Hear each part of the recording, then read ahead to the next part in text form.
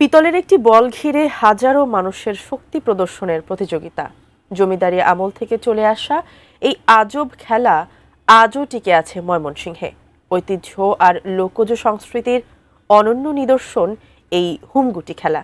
ময়মনসিংহ থেকে আসাদুজ্জামান সুমনের তথ্য ও ফরিদি শান্তর ছবিতে বিস্তারিত ডেস্ক রিপোর্টে। ময়মনসিংহের ফুলবাড়িয়া উপজেলার বড়ইআটা গ্রামের তালুক পরগনার সীমানায় জমে উঠেছে শতাব্দীর প্রাচীন এক ব্যতিক্রমী আয়োজন। প্রায় ২৬৭ বছর আগে মুক্তাগাছা অঞ্চলের জমিদার ও পরগনার জমিদারেরা নিজেদের শক্তিমত্তা প্রদর্শনের জন্য পিতলের বল দিয়ে এই খেলার সূচনা করেছিলেন। সেই ঐতিহ্য আজও বহন করে চলেছে গ্রামবাসী। বর্তমানে খেলাটি পরিচালনা করে আসছেন বড়ইআটা গ্রামের দৌলত মণ্ডলের বংশধরেরা। প্রতিবছর পৌষ মাসের শেষ দিনে আমন ধান কাটার পর ফাঁকা মাঠে অনুষ্ঠিত হয় এই হুমগুটি খেলা। খেলায় উত্তর, দক্ষিণ, পূর্ব ও পশ্চিম চারদিকের প্রাপ্তবয়স্ক যুবক ও মধ্যবয়সী পুরুষেরা স্বেচ্ছায় অংশ নেন। এখানে নেই কোনো রেফারি বা আম্পায়ার। চার অঞ্চলের মানুষ নিজ নিজ প্রাচীন নিয়মেই খেলায় অংশগ্রহণ করেন। তো এখানে চারটা দল উপস্থিত থাকে, উত্তর, দক্ষিণ, পূব, পশ্চিম। তো আমরা পূর্ব দল থেকে এসেছি। আমি প্রতি বছরই রেগুলার এখানে খেলাধুলা করি ছোট থেকে। আমার বাবা চাচারা আগে থেকে খেলতো, আমরা তাদেরকে দেখে আসছি। এখন আমরা নতুন যারা আছি প্রজন্ম, তারাও এই খেলার সাথে সম্পৃক্ত আছি। এই খেলা কোনো পুরস্কার নাই। এই খেলাটা হয় ফুলবাড়িয়া, মুক্তাগাছা, মরি সদর এবং ত্রিশাল, এই 4 খেলা মধ্যস্থল। পূব মিজে যায় তাহলে গেল ত্রিশাল, উত্তর দক্ষিণ মিগালে হইলো ফুলবাড়িয়া, আর পশ্চিম মিগালে হইলো মুক্তাগাছা, উত্তর মিজা তাহলে হইলো সদর। আমাদের বাপদাদা আমল থেকে খেলাটা শুরু। আমরা এই জন্মের পর থেকে দেখতেছি খেলাটা খুব উৎসব, বছরে একদিন। এটা আমাদের মনে করি নিজের থেকে খুব আনন্দ মনে হয়, কারণ আমরা ঈদ থেকে বেশি আনন্দ করি। বছরে একদিন সবাই আসে।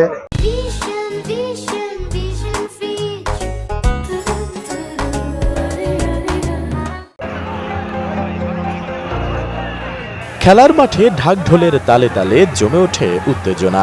দিক নির্ণয়ের জন্য লম্বা বাঁশের মাথায় বাঁধা থাকে বিভিন্ন চিহ্ন, যেন দূর থেকে খেলোয়াড়রা নিজেদের দিক চিনতে পারেন।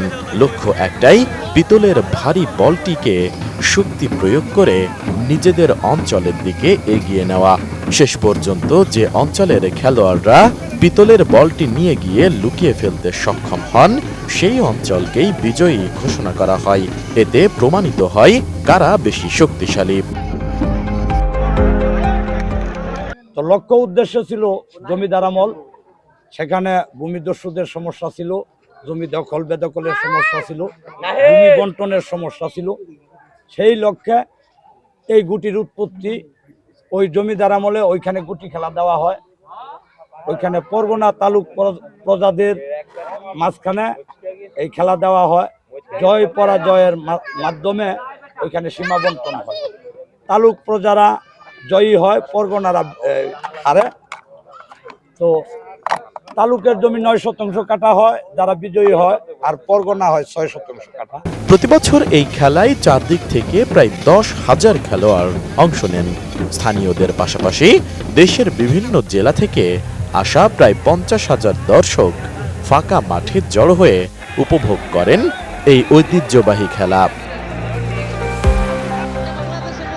এই খেলায় নেই কোনো পুরস্কার, শুধু নিজ এলাকার সুনাম আর শক্তিমত্তার পরিচয় দিতেই যুগ যুগ ধরে চলে আসছে পিতলের বলের এই খেলা।